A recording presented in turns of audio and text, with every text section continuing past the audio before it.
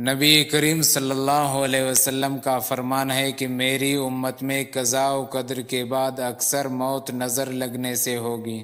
نیز آپ صلی اللہ علیہ وسلم نے فرمایا، نظر انسان کو قبر تک پہنچا دیتی ہے اور اونٹ کو ہانڈی تک۔ میری امت کی اکثر ہلاکت اسی میں ہے۔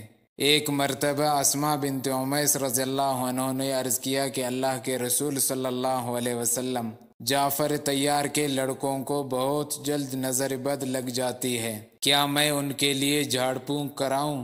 آپ صلی اللہ علیہ وسلم نے فرمایا، ہاں، اس لیے کہ اگر کوئی چیز تقدیر پر سبقت کر سکتی تو اس پر نظر بد ضرور سبقت کرتی۔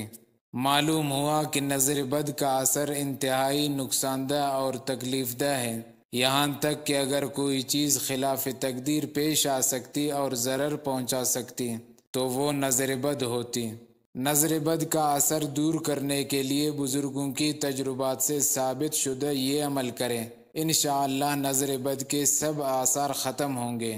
وہ عمل اس طرح ہے کہ 7 لال مرچوں پر ایک ایک مرتبہ یہ آیت کریمہ، وَإِن يَكَادُ الَّذِينَ كَفَرُوا لَيُزْلِقُونَكَ بِأَبْصَارِهِمْ لَمَّا سَمِعُوا الذِّكْرَ وَيَقُولُونَ إِنَّهُ لَمَجْنُونٌ وَمَا هُوَ إِلَّا ذِكْرٌ لِّلْعَالَمِينَ۔